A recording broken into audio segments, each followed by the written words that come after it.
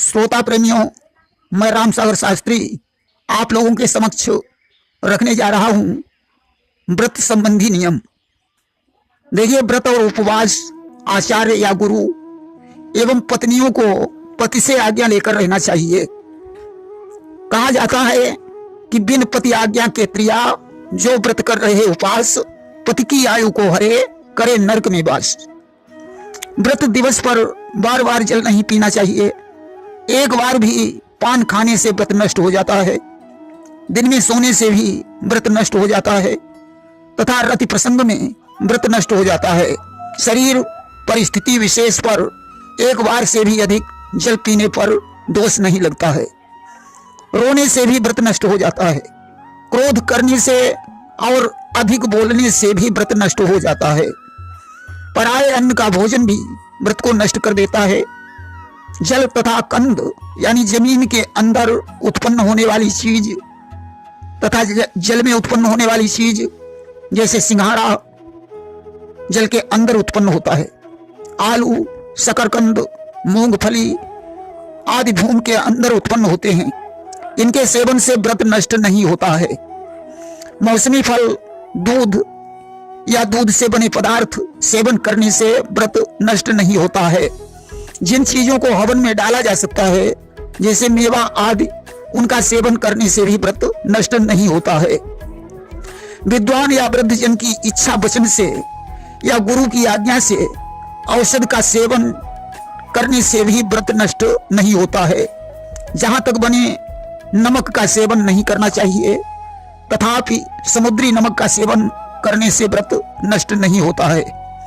सत्य का पालन करें, क्षमा धारण करें, दया का गुण हो, दान करें, मन एवं शरीर से शुद्ध रहें, इंद्रियों पर नियंत्रण रखें, इष्ट देव की पूजा करें, हवन करें, आत्मसंतोष रखें, चोरी न करें, अधिक लोभ न करें, अनैतिक कार्य से बचाव रखें। समझो व्रत हो गया।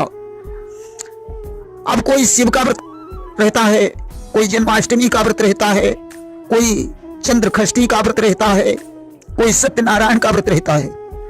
दिवाली होली में भी कुछ लोग व्रत रहते हैं। कोई एकादशी का व्रत रहता है। देखिए, जिस तिथि में सूर्योदय हो उसे उदया तिथि माना जाता है। ऐसी तिथि सारे दिन मानी जाती है। शिव, दुर्गा, दिवाली, होली, जन्माष्टमी, चंद्रषष्ठी, सत्यनारायण का व्रत तिथि के पहले भाग में करने चाहिए। अब रही बात एकादशी की। यदि एकादशी की हानि हो तो द्वादशी को छोड़कर दशमी विद्ध एकादशी में व्रत करना चाहिए। अगर नवमी एक पल हो, दशमी का क्षय हो, तो उस एकादशी को छोड़कर द्वादशी में व्रत करना चाहिए। गृहस्थ को केवल शुक्ल पक्ष की एकादशी, संतों को दोनों एकादशियां बताई गई हैं।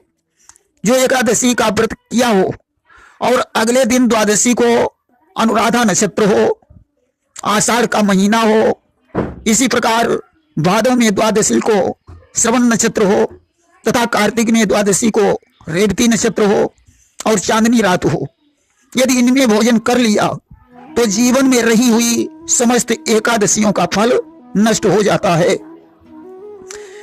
वहीं एक दूसरा विचार भी है।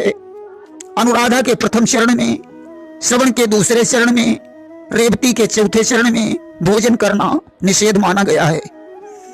व्रत, यज्ञ, विवाह, श्राद्ध, होम, हवन, पूजा, अनुष्ठान, जप आदि प्रारंभ होने पर सूतक मान्य नहीं है। बृहस्पति जी ने भी कहा है, विवाह, यज्ञ, विविध उत्सव में पूर्व संकल्पित कार्यों के मध्य में मरणादि सूतक दोष नहीं होता है, अर्थात व्रत को तोड़ा नहीं जा सकता है। शंकर जी पर बेलपत्र, विष्णु जी को तुलसी दल, गणेश जी को दूर्वांकुर, अम्बा जी को नाना प्रकार के फूल, सूर्य को कनेर का फूल, श्रीनाथ और लक्ष्मी जी को कमल का फूल जरूर चढ़ाना चाहिए। देखिए, जनन मरण का सूतक 10.5 दिन तक का ही माना गया है और ग्रहण का सूतक इस प्रकार है। यदि सूर्य ग्रहण हो तो सूतक 12 घंटे पहले तथा चंद्र ग्रहण हो तो सूतक 9 घंटे पहले माना जाता है। ग्रहण सूतक में रोगी, बाल और वृद्ध यदि भोजन करते हैं तो कोई बात नहीं है, बाकी को भोजन नहीं करना चाहिए। देखिए, मंगल शनिवार को यदि स्वाति नक्षत्र और आयुष्मान योग हो तो दीपावली राजयुद्ध कारक और पशुओं के लिए घातक होती है। मंगलवार को यदि होली जले तो भूकंप, बुधवार को अकाल, शनिवार को होली जलने से राजा पर संकट आता है।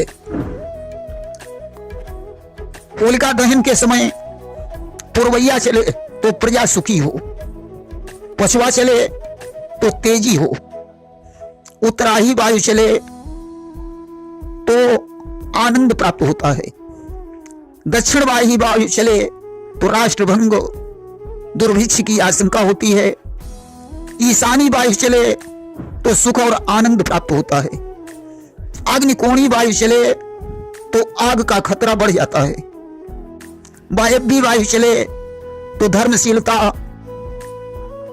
आंधी का प्रकोप अधिक होता है, परंतु धन धान्य की वृद्धि होती है। नैऋत्य वायु चले तो अन्न का नाश हो जाता है। वायु शांत हो, ऊंची लपटें आकाश का स्पर्श करें तो उल्कापात होता है। यदि दहन के समय मेघ, वर्षा, आंधी आ जाए तो धान्य गल्ला का व्यवसाय लाभदायक होता है।